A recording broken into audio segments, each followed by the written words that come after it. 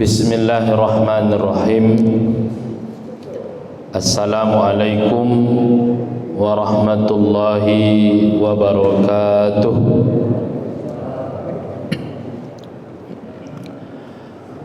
Alhamdulillahi rabbil alamin. Wa bihi nasta'in ala umurid dunya wad din. Ashhadu an la ilaha illallah wahdahu la syarika lah wa ashhadu anna Muhammadan abduhu wa rasuluh la nabiyya ba'dah.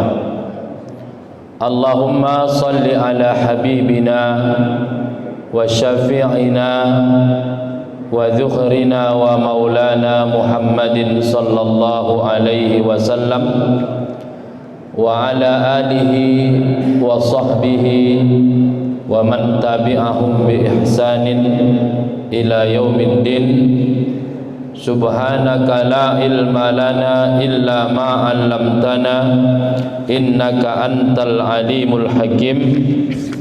Rabbana zidna ilman warzuqna fahman wa amalan salihan. Amma ba'du. Hadirin wal hadirat, bapak dan ibu jamaah salat maghrib Masjid Al-Muhajirin Bumi Asri yang dimuliakan Allah, marilah kita terus memanjatkan puja dan puji syukur kehadirat Allah Subhanahu wa taala atas nikmat-nikmat yang Allah berikan kepada kita sehingga sampai hari ini kita masih bisa melaksanakan salat maghrib berjamaah dan duduk dalam majlis ilmu.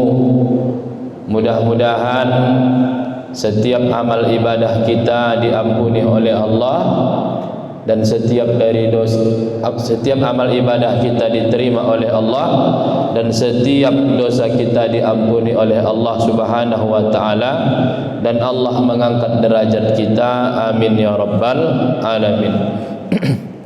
Salawat dan salam kita sampaikan kepada Rasulullah sallallahu alaihi wasallam.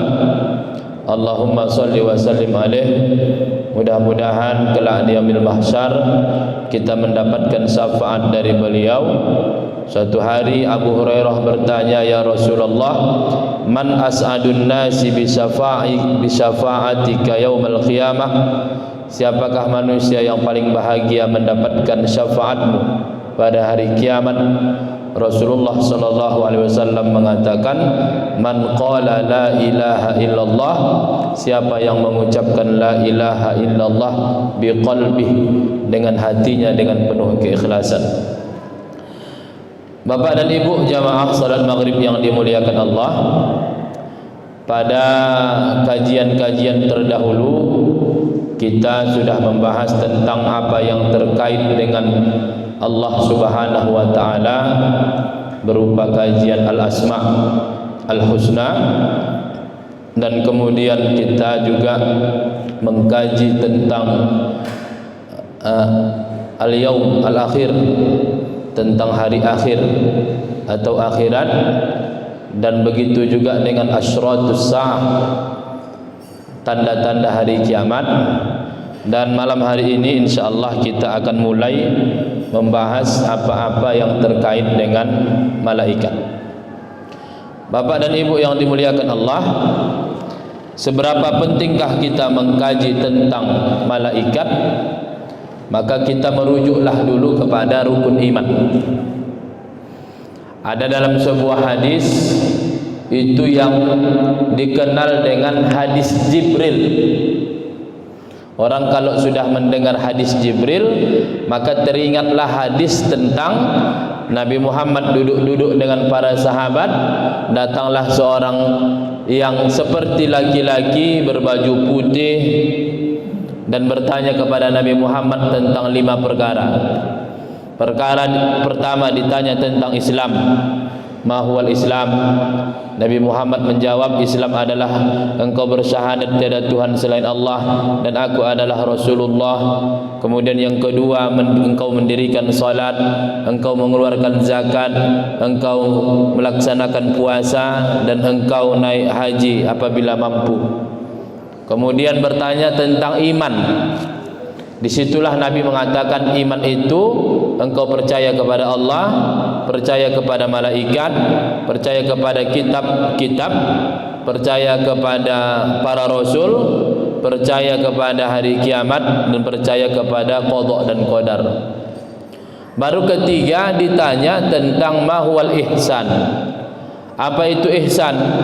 Rasul menjawab, an ta'budallaha ka'annaka tarahu fa in lam takun tarahu fa innahu yaraka. Ihsan itu adalah engkau menyembah Allah seakan-akan engkau melihat Allah. Jika engkau tidak melihat Allah, sesungguhnya Allah melihatmu. Maka ketika mengkaji tentang rukun Islam, disitulah pintu kajian fikih. Ketika mengkaji rukun iman, disitulah pintu kajian tauhid. Dan ketika mengkaji tentang ihsan, itulah pintu dari kajian tasawuf. Lalu kemudian Rasulullah ditanya tentang mata sa'ah. Pertanyaan keempat. Pertanyaan keempat, beritakan kepadaku kapan terjadi hari kiamat. Nabi Muhammad menjawab, mal mas'ulu anha bi'a'lama minas sa'il. Tidaklah yang ditanya, yaitu Nabi Muhammad, lebih tahu dari yang menanya. Baru karena Nabi Muhammad tidak menjawab, maka malaikat Jibril minta kepada Nabi Muhammad memberitakan tentang tanda-tanda hari kiamat. Nah, Bapak dan Ibu yang dimuliakan Allah, maka mengkaji tentang kepercayaan kita terhadap malaikat itu merupakan rukun iman yang kedua setelah rukun iman yang pertama. Mengapa kepercayaan kita kepada malaikat itu mendahului kepercayaan kita kepada kitab-kitab dan para rasul? Karena wahyu yang diterima para rasul itu diantarkan oleh malaikat. Maka mengenal malaikat itulah lebih dahulu kita kaji daripada para rasul atau pembahasan kitab-kitab. Bapak dan Ibu yang dimuliakan Allah, gelap pula. Kemarin saya katakan, kalau kita mengaji ilmu tauhid itu ada 3 pembahasannya. Ada namanya ilahiyat yang terkait dengan ketuhanan, ada namanya nubuat yang terkait dengan kenabian, baru yang ketiga ada namanya as-sam'iyat yang terkait dengan perkara-perkara sama. Maksud sam'iyat perkara-perkara yang tidak diketahui kecuali berdasarkan pendengaran kita terhadap nas-nas Al-Quran ataupun hadis Nabi sallallahu alaihi wasallam. Dan ketika kita lihat buku-buku tauhid, banyak ulama kita memasukkan kajian tauhid, kajian tentang malaikat ini dalam kajian ilmu tauhid pada pembahasan as-sam'iyat. Pada pembahasan as-sam'iyat. Bapak dan Ibu yang dimuliakan Allah Subhanahu wa taala,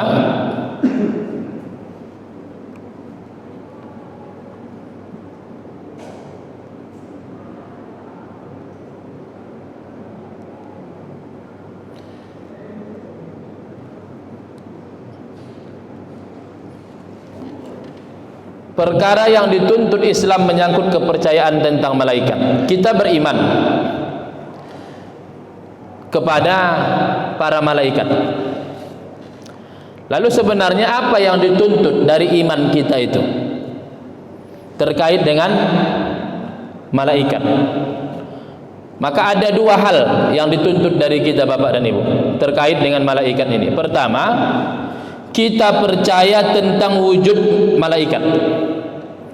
Kita percaya bahwasanya malaikat itu ada, dan ia adalah satu makhluk dari makhluk-makhluk Allah Subhanahu wa ta'ala. Yakni mereka memiliki eksistensi, mereka adalah makhluk yang diciptakan Allah, mereka bukan maya, bukan ilusi, dan bukan pula sesuatu yang menyatu pada diri manusia. Maka makna dari kita beriman kepada malaikat adalah kita percaya bahwasanya mereka ada, dan adanya mereka adalah itu karena diciptakan oleh Allah Subhanahu wa ta'ala. Mereka adalah satu makhluk dari makhluk-makhluk Allah Subhanahu wa ta'ala. Dan ini pun kemakhlukan mereka itu ketika kita mentalkin mayit di kuburan disebutkan. Karena ketika ada orang meninggal, Bapak dan Ibu, itu kan biasanya di kuburan ada yang mentalkin, ada yang bertahlil, ada berdoa. Jadi ketika mentalkinkan itu ada satu ungkapan itu. Wa idza ja'akal malakanil muwakkalani bika wa huma munkarun wa nakir fala yubzi'aka wa la yurhibaka fa innahuma khalqun min khalqillah. Maka jika datang kepadamu dua malaikat, sesungguhnya itu adalah mungkar dan nakir, maka janganlah hal itu menakutkanmu, karena mereka adalah makhluk dari makhluk-makhluk Allah. Mereka adalah makhluk Allah.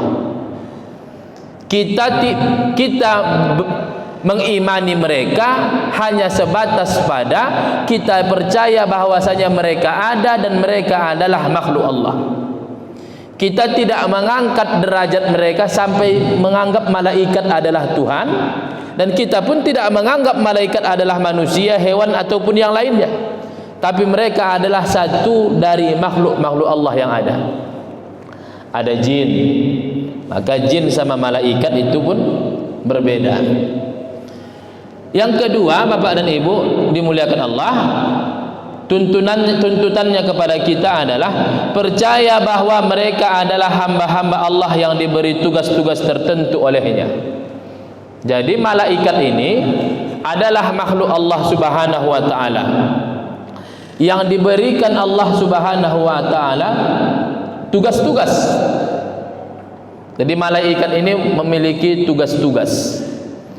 Makanya Bapak dan Ibu, dalam Al-Quran ketika ada firman Allah Subhanahu wa ta'ala itu yang menyebutkan dengan kata kami, inna anzalnahu fi lailatul qadr, sesungguhnya kami turunkan Al-Quran itu pada malam Lailatul Qadar. Maka ulama kita mengatakan ketika ada ungkapan kami di dalam Al-Quran itu ada dua kemungkinan. Yang pertama, maksud kami di situ adalah saya, tetapi disebut dengan kami untuk menunjukkan keagungan. Yang kedua, berarti di dalam proses itu ada keikutsertaan malaikat, maka disebut dengan kami.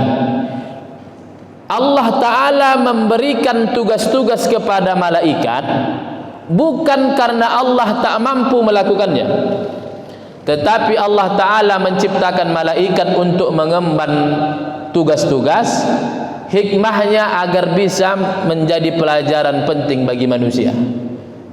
Jadi bukan karena kelemahan Allah Subhanahu wa ta'ala. Maka Bapak dan Ibu yang dimuliakan Allah, makna dari kita beriman kepada malaikat adalah kita percaya bahwasanya malaikat itu ada, mereka adalah makhluk dari makhluk-makhluk Allah, mereka diberikan Allah tugas-tugas di atas muka, tugas-tugas di dunia ini. Itulah konsekuensi dari iman kita kepada malaikat. Bukan pula kita menyamakan malaikat dengan Allah, karena malaikat itu pun ada karena diciptakan Allah Subhanahu wa ta'ala. Nah, Bapak dan Ibu yang dimuliakan Allah, dalil wajib beriman kepada malaikat dalam Al-Quran ini sangat banyak. Bukan hanya pada hadis Jibril tadi. bukan hanya pada hadis Jibril. Oh Ustaz, berarti dalil kita beriman kepada malaikat hadis Jibril saja? Tidak, dalam Al-Quran banyak. Dalam Al-Quran banyak yang menjelaskan eksistensi dari malaikat. Contohnya Bapak dan Ibu, Quran surah Al-Baqarah ayat 285 sampai 286. Artinya Rasul Muhammad beriman kepada apa yang diturunkan kepadanya, yaitu Al-Quran dari Tuhannya. Demikian pula orang-orang yang beriman, semua beriman kepada Allah, malaikat-malaikatnya, kitab-kitabnya, dan rasul-rasulnya. Mereka berkata, kami tidak membeda-bedakan seorang pun dari rasul-rasulnya, dan mereka berkata, kami dengar dan kami taat. Ampunilah kami ya Tuhan kami, dan kepadamu lah tempat kami kembali. Jadi Al-Quran banyak berbicara tentang iman kita kepada malaikat. Maka posisi hadis Nabi sallallahu alaihi wasallam sebagai penegas dari apa yang ada di dalam Al-Quran. Maka sangat kuat ini Bapak dan Ibu terkait dengan iman kita kepada malaikat. Baik Bapak dan Ibu yang dimuliakan Allah, pada malam hari ini kita ingin mengenal sedikit tentang sifat-sifat dari malaikat.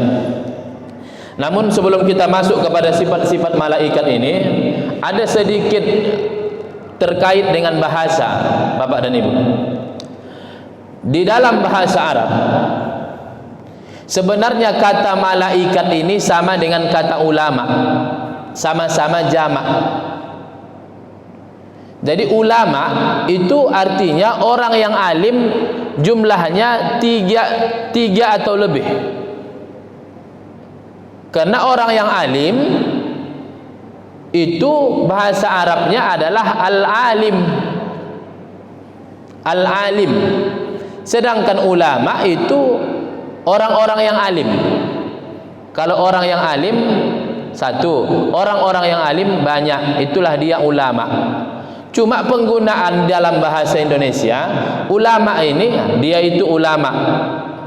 Jadi enggak tepat sebenarnya. Yang pas sebenarnya dia itu orang alim. Kalau mereka itu adalah ulama, pas. Karena mereka itu banyak, ulama banyak. Sama dengan malaikat. Dalam bahasa Arab, malaikat ini kalau satu orang disebut dengan malak. Makanya dalam buku-buku mana ada disebut al-malaikatu Jibril, enggak ada. Yang ada al-malaku Jibril. Maka dalam bahasa Arab sebenarnya malaikat itu bentuk jamak. Makanya malaikat Israel, al-malaku Israel. Malaikat Ridwan, al-malaku Ridwan. Tapi dalam bahasa Indonesia ada sedikit kesalahan dalam penggunaan. Maka ketika sebenarnya dalam bahasa Indonesia kalau udah kita sebut ulama, tak perlu lagi disebut para ulama. Karena ulama itu udah banyak. Sama dengan malaikat, tak perlu lagi disebut para malaikat, karena malaikat itu sudah banyak. Baiklah Bapak dan Ibu yang dimuliakan Allah, kita ingin melihat bagaimana sifat-sifat dari malaikat ini. Ini mohon maaf, ini tulisannya gelap-gelap malam ini. Yang pertama sifat malaikat Bapak dan Ibu yang dimuliakan Allah, malaikat diciptakan dari cahaya. Malaikat diciptakan dari cahaya. Min nur. Syekh Profesor Dr. Quraisy Shihab itu dalam bukunya Malaikat dalam Al-Quran itu menyebut penciptaan malaikat dari cahaya dalam Al-Quran tidak disebutkan. Tidak ada penjelasan dari Al-Quran bahwasanya malaikat diciptakan dari cahaya. Tapi ditemukan dalam hadis Nabi sallallahu alaihi wasallam, dan hadisnya itu sangat kuat. Dan hadisnya itu sangat kuat. Yaitu dalam riwayat Imam Muslim, khuliqat al-malaikatu min nur. Malaikat diciptakan dari cahaya. Sedangkan penciptaan jin dari api itu ada dalam Al-Quran, ada dalam hadis Nabi sallallahu alaihi wasallam. Jadi malaikat diciptakan dari cahaya, kemudian jin diciptakan dari api, dan manusia Nabi Adam alaihissalam itu diciptakan dari tanah. Ternyata Bapak dan Ibu yang dimuliakan Allah, asal muasal penciptaan manusia ini meninggalkan sejarah yang luar biasa bagi kita. Bagaimana malaikat itu menjadi penghuni surga, dan di sana diciptakan Nabi Adam dari tanah, dan di sana pula ada satu iblis yang diangkat derajatnya untuk tinggal bersama malaikat di surga. Tapi ternyata ketika Allah menyuruh para malaikat untuk sujud kepada Nabi Adam, fasajadu illa iblis, maka para malaikat itu sujud semua kecuali iblis. Bukan artinya iblis sebahagian dari malaikat, tapi memang iblis saat itu diangkat derajatnya karena telah menyelesaikan pembunuhan, pertikaian dari bangsa jin yang ada di dunia, yang ada di bumi. Maka diangkatlah derajatnya, maka dia bersama malaikat di surga. Maka oleh karena itu ketika diperintahkan sujud, malaikat semua sujud. Iblis ini, apa yang menyebabkan iblis tidak mau sujud kepada Nabi Adam? Sombong. Apa yang membuat iblis sombong? Materi. Tentang apa? Tentang bahan penciptaan. Diciptakan Nabi Adam dari tanah, dan jin iblis diciptakan dari api. Iblis menganggap api ini lebih mulia daripada tanah, tak pantas dia untuk sujud kepada Nabi Adam alaihissalam. Maka materi inilah Bapak dan Ibu yang dimuliakan Allah. Maka dalam Islam, materi itu bukan segalanya. Dalam Islam sudah ditegaskan, inna akramakum indallahi atqakum. Sesungguhnya yang paling mulia di sisi Allah di antara kalian adalah orang yang paling bertakwa. Orang yang paling bertakwa, itulah yang paling mulia. Sehingga ketika memilih pasangan hidup pun, standar yang dipilihkan Islam untuk kita adalah ketakwaan. Ketakwaan, bukan materi. Tungkahul mar'ah li arba', kata Rasulullah. Kebiasaan manusia menikahi perempuan karena 4 hal. Lima liha, ada menikahi perempuan karena perempuan itu banyak hartanya. Wali jamaliha, karena kecantikannya. Wali hasabiha, karena keturunannya. Tapi apa kata Rasulullah? Fazfar bidzatid din, maka raihlah kemenangan dengan menikahi perempuan karena agamanya. Jadi bukan materi yang menjadi standar. Maka ketika umat Islam menganggap kemuliaan ada pada materi, disitulah nanti dia akan berpotensi untuk sombong, seperti setan. Perempuan yang menjadi standar pilihan untuk menjadi suaminya, ketakwaan. Maka Rasul mengatakan, idza ja'akum man tardawna dinahu, apabila datang seorang laki-laki yang kalian ridhoi agamanya, itu nasihat untuk orang tua yang punya anak perempuan. Fazawwijuh, maka nikahkanlah laki-laki yang datang itu dengan anak-anak perempuan kalian. Kalau tidak, takun fasadan fil ardi. Kalau tidak, maka akan terjadi kerusakan. Maka Islam, kemuliaan itu diukur dari ketakwaan, bukan dari materi sebagaimana iblis. Bapak dan Ibu yang dimuliakan Allah Subhanahu wa taala, maka ketika ada pertanyaan, Ustaz, disebutkan dalam hadis riwayat Imam Muslim bahwasanya malaikat diciptakan dari cahaya. Tapi ada hadis-hadis yang lain yang menyebutkan ada malaikat yang tidak diciptakan dari cahaya.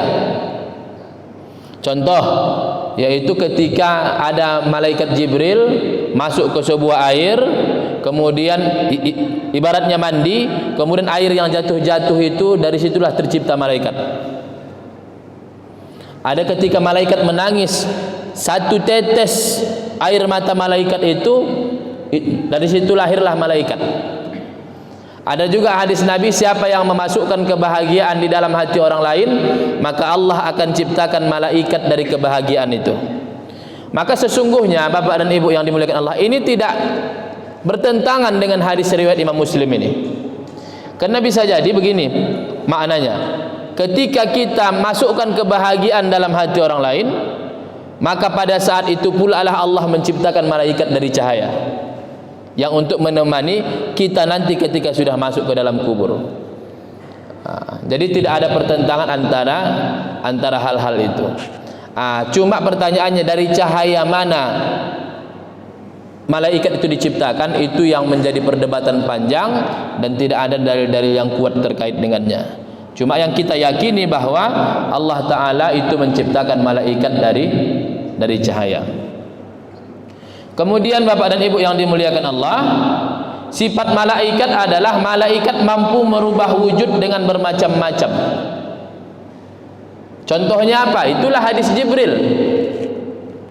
Hadis Jibril. Jibril berubah wujud seperti laki-laki, seperti manusia. Malaikat Israel pun pernah berubah wujud seperti laki-laki di hadapan Nabi Sulaiman alaihissalam, yaitu ketika ada malaikat Israel mengintip-ngintip di depan istana, laki-laki yang bersama Nabi Sulaiman bertanya, wahai Nabi Sulaiman, siapa laki-laki yang mengintip depan istana sana? Kata Nabi Sulaiman, innahu Israel, sesungguhnya dia adalah malaikat maut, malaikat Israel. Dia malaikat maut. Jadi malaikat ini bisa merubah-rubah wujudnya, bisa berwujud seperti manusia. Jadi Allah memberikan kemampuan. Itu Allah ada sebutkan dalam Al-Quran, Quran surah Maryam ayat 17. Lalu kami mengutus roh kami, maksudnya Jibril, kepadanya, maka dia menampakkan diri di hadapannya dalam bentuk manusia yang sempurna. Jadi ada sebuah buku Bapak dan Ibu, judulnya Al-Anbiya wa Malakul Maut, para nabi dan malaikat maut.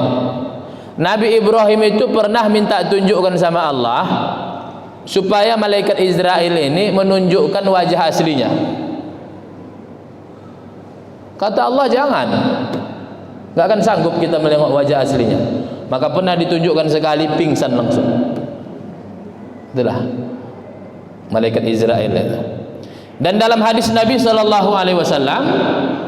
rawahul Bukhari, diriwayatkan Imam Bukhari, wa ahyanan yatamatsalu lil malaku rajulan fayukallimuni fa'ai ma yaqul.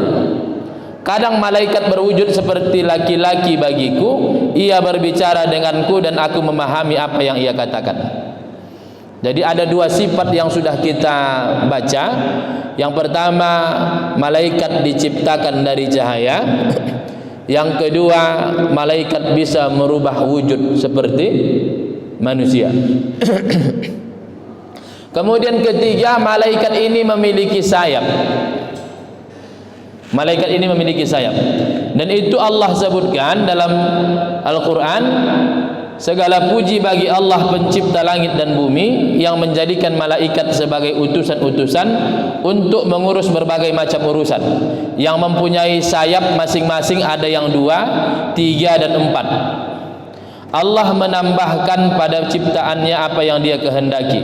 Sungguh Allah Maha Kuasa atas segala sesuatu. Di sini Allah Ta'ala mengatakan bahwa malaikat itu punya sayap, ada yang 2, ada yang 3, ada yang 4. Tapi Allah katakan Allah menambahkan pada ciptaannya apa yang dia kehendaki. Artinya ada malaikat-malaikat ini yang diberikan Allah Ta'ala banyak sayap. Ini di dalam kitab Aqidatul Awam yang dijelaskan oleh ulama kita Al-Allamah Said Ahmad Al-Marzuqi Al-Maliki Al-Makki, bahwasanya malaikat ini, ada riwayat dari Ibnu Mas'ud bahwasanya Rasulullah pernah melihat Jibril memiliki 600 sayap. Jadi malaikat ini macam-macam, ada yang sayapnya 2, ada yang bersayap 3, ada yang bersayap 4. Bahkan Nabi Muhammad pernah melihat Jibril melihatkan sayapnya itu sampai 600 sayap. Sittu mi'ati janah, ada 600 sayap. Jadi makanya kalau kita bukalah Google itu, cari malaikat, banyaklah nanti sayap-sayap nampak di sana. Bagaimana gambaran hakikatnya? Itulah Rasulullah yang pernah melihat malaikat itu. Sedangkan yang ada di foto-foto itu cuma di kemungkinan begitulah. Jadi macam-macamlah malaikat ini. Kemudian yang keempat, Bapak dan Ibu yang dimuliakan Allah, malaikat ini selalu taat kepada Allah. Malaikat ini sifatnya taat kepada Allah. Wahai orang-orang yang beriman, peliharalah dirimu dan keluargamu dari api neraka yang bahan bakarnya adalah manusia dan batu. Penjaganya malaikat-malaikat yang kasar dan keras, yang tidak durhaka kepada Allah terhadap apa yang Dia perintahkan kepada mereka dan selalu mengerjakan apa yang diperintahkan. Jadi malaikat ini sifatnya adalah taat, tidak bermaksiat mereka. La ya'sunallah, mereka tidak bermaksiat kepada Allah, ma amarahum, akan apa yang diperintahkan kepada mereka, wa yaf'aluna ma yu'marun, dan mereka melaksanakan apa yang diperintahkan. Mengapa mereka tidak bermaksiat kepada Allah? Karena memang mereka tidak diberi nafsu. Tidak diberi nafsu. Malaikat dikasih akal tapi tak dikasih nafsu. Sedangkan manusia itu dikasih akal, dikasih nafsu. Hewan dia dikasih nafsu tapi tak dikasih akal. Jadi malaikat ini memang makhluk Allah yang memang untuk taat kepada Allah. Untuk taat saja kepada Allah. Itulah para malaikat. Sehingga nanti ketika pembahasan mana lebih utama, malaikat Jibril atau Nabi Muhammad sallallahu alaihi wasallam, itu ulama kita berpendapat mayoritas bahwa yang paling utama adalah Nabi Muhammad sallallahu alaihi wasallam. Mengapa demikian? Karena iman Nabi Muhammad ini terus naik. Sedangkan malaikat dia stuck, dia imannya netral saja, memang taat dari awal. Makanya Bapak dan Ibu, mungkin kita pernah mendengar kan ada cerita malaikat yang dia minta kepada Allah agar dia bisa diberikan nafsu. Jadi ada malaikat yang disebut Harut dan Marut. Dia sedikit protes lah. Malaikat menjadi khalifah Allah di atas muka bumi, padahal malaikat yang lebih pantas menjadi khalifah Allah di atas muka bumi. Maka diturunkanlah malaikat ini, dikasih nafsu dan lain sebagainya. Ini Bapak dan Ibu, ini kisahnya Israiliyat. Karena para malaikat itu memang sifat mereka taat, tidak akan membangkang sama Allah Subhanahu wa taala. Makanya itu kisah-kisah Israiliyat yang tidak kuat untuk dijadikan dalil. Maka malaikat ini ada yang sujud saja, ada yang rukuk saja, tak ada nafsu. Berapa jumlah malaikat? Jumlah malaikat ini sangat banyak Bapak dan Ibu. Bayangkanlah yang setiap hari saja itu yang masuk ke Baitul Ma'mur saja 70 ribuan setiap hari, sangat banyak. Maka kalau untuk diklasifikasikan, malaikat ini ada yang disebut dengan katabah. Ada malaikat katabah. Katabah ini malaikat yang tukang catat amalan-amalan. Tukang catat ini ada yang dia itu senantiasa sama kita, Raqib dan Atid. Wa ma yalfazu min qaulin illa ladaihi Raqib wa Atid. Jadi ada yang mencatat kita, Raqib, Atid. Ada malaikat yang dia nyatat hari Jumat. Siapa yang masuk masjid duluan hari Jumat dicatat malaikat. Sampai imam naik untuk khutbah, barulah malaikat itu tidak mencatat lagi. Duduk malaikat mendengarkan khutbah. Memang ada kerjaannya mencatat. Yang kedua, ada namanya hafazah, ada yang menjaga. Yang ketiga ada hamalah arash, yang mereka lah yang memikul arash Allah Subhanahu wa taala. Yang keempat ada namanya musabbihun. Kerjaannya cuma bertasbih saja malaikat. Ada mustaghfiruna lil mu'minin. Ada yang kerjaannya dia beristighfar saja untuk orang beriman. Kerjaannya tiap hari meminta sama Allah, beristighfar. Ya Allah, ampuni dosa si fulan, ampuni dosa si fulan. Ada kerjaan malaikat begitu saja. Ada sajidun. Kerjaannya setiap hari sujud saja. Ada sofun, ada yang dia itu berjejer lurus, membuat sop-sop. Kemudian ada yang muta'aqibun fil laili wan nahar. Ada yang mereka itu membenci perbuatan orang-orang yang berbuat dosa di siang dan malam. Ada malaikat rahmat, ada malaikat rahmat. Inilah malaikat rahmat nih yang apa? Yang banyak memberikan kita rahmat dari Allah Subhanahu wa taala. Malaikat yang ini walaupun ada anjing di rumah kita, masuk juga dia. Malaikat yang tak masuk juga dia. Malaikat Israel masuk dia ketika ada anjing. Tapi kalau malaikat rahmat itu kalau ada anjing rumah kita pergi. Ada patung, ada anjing, pergi dia dari rumah kita. Tapi kalau malaikat Israel mau ada anjing 10 pun masuk. Karena ada itu hadis la yadkhulul malaikah al-buyut, malaikat tak masuk rumah-rumah yang di dalamnya ada patung sama anjing. Malaikat di situ adalah malaikat rahmat tak masuk ke rumahnya. Tapi kalau malaikat Israel masuk. Baru kemudian ada lagi namanya malaikat sayyarah ila majlisil dzikri. Malaikat yang kerjaannya itu jalan-jalan. Ada malaikat yang kerjaannya jalan-jalan. Jalan-jalan mereka di mana ada majelis ilmu berhenti. Ketika mereka berhenti nengok malaikat yang jalan-jalan yang lain, ayo sini di sini ada majelis ilmu. Jadi ada malaikat yang begitu. Maka kita hari ini berada dalam majelis ilmu, Bapak dan Ibu, ini dikelilingi malaikat. Makanya orang-orang yang berada dalam majelis ilmu, hatinya itu akan semakin lembut.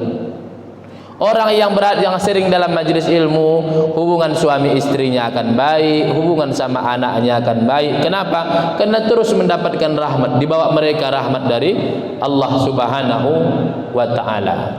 Nah, Bapak dan Ibu yang dimuliakan Allah, malaikat ini juga mereka tidak makan dan tidak minum. Mereka enggak ada makannya, enggak ada minumnya. Wala yanamun, mereka itu tidak tidur. Jadi tak bisa kita bayangkan kayak kita. Mereka tidak tidur. Wala yattasifuna bi dzukuratin wala unusatin wala khunusatin. Dan mereka itu bukan laki-laki dan bukan perempuan dan bukan bencong, banci. Kalau dalam fikih Bapak dan Ibu, bencong itu bukan yang ada di jalan-jalan kita, bukan. Bencong itu yang mereka punya kelainan jenis kelamin. Ada yang dua jenis kelaminnya cuma satu berfungsi, itulah disebut dengan khunsa. Maka ada ahkamul khunsa dalam fikih. Kalau yang di jalan-jalan itu bukan khunsa, mukhonnas. Kalau dalam bahasa penyerap mukhonnas, orang yang pengen seperti khunsa. Malaikat ini tak berjenis kelamin, Bapak dan Ibu. Faman i'taqada zukuratahum kana mubtadi'an fasiqan. Siapa yang meyakini bahwasanya malaikat itu laki-laki, berarti dia ahli bid'ah dan fasik. Siapa yang meyakini bahwasanya malaikat itu laki-laki, maka berarti dia sudah menjadi ahlul bid'ah dan fasik.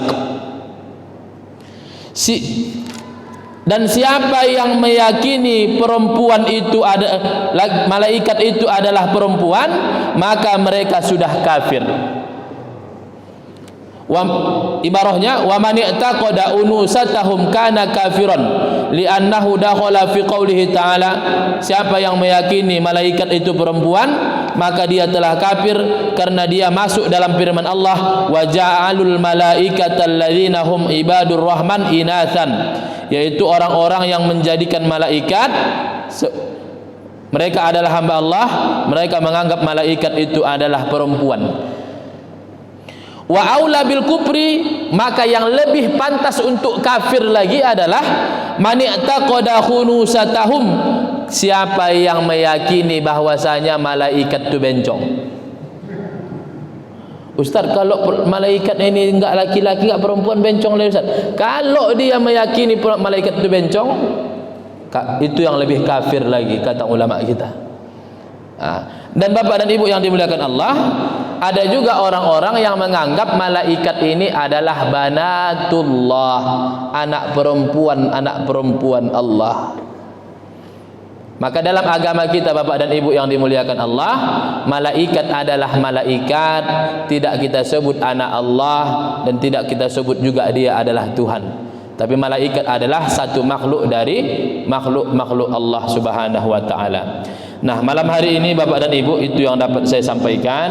Tapi pembahasan tentang malaikat ini nanti akan saya luaskan lagi, karena yang terkait dengan malaikat ini sangat banyak. Dan nanti pun mungkin kajiannya ada malaikat di dalam Al-Quran, ada malaikat dalam hadis-hadis Nabi SAW. Dan kita pun hari ini belum masuk kepada penjelasan malaikat yang 10 itu. Malaikat Jibril, Mikail. Karena ada orang nanya, Ustaz, malaikat Jibril kan kerjaannya menyampaikan wahyu. Jadi kalau enggak ada wahyu, malaikat Jibril sekarang nganggur, Ustaz. Jangan tanya hari ini Pak, besok kita jawab, minggu depan kita bahas. Minggu depan akan kita bahas 10 malaikat itu dan wazaib, tugas-tugas mereka yang dibebankan Allah kepada mereka. Karena bapak dan ibu, orang yang mati dalam keadaan berwudu itu didatangi malaikat Jibril. Jadi enggak nganggur malaikat Jibril. Nanti akan kita bahas lebih dalam lagi insyaallah. Semoga apa yang disampaikan malam hari ini bermanfaat. Marilah kita tutup dengan doa. Astaghfirullahaladzim. Astaghfirullah. Alhamdulillahi Rabbil Alamin, wassalatu wassalamu ala ashrafil anbiya'i wal mursalin wa ala alihi wa sahbihi ajma'in. Allahumma ghafir lana dhunubana wa dhunuba walidina warhamhum kama rabbawna sighara, wa li jami'il muslimina wal muslimat wal mu'minina wal mu'minat al ahya'i minhum wal amwat, innaka sami'un qaribun mujibud da'wat wa ya qadiyal hajat. Allahumma ij'al jam'ana hadha jam'an marhuma wa tafarruqana min ba'dihi tafarruqan ma'suma. Allahumma تقبل منا صلاتنا وقيامنا وركوعنا وسجودنا وتمم تقصيرنا يا أرحم الراحمين. ربنا آتنا في الدنيا حسنة وفي الآخرة حسنة وقنا عذاب النار.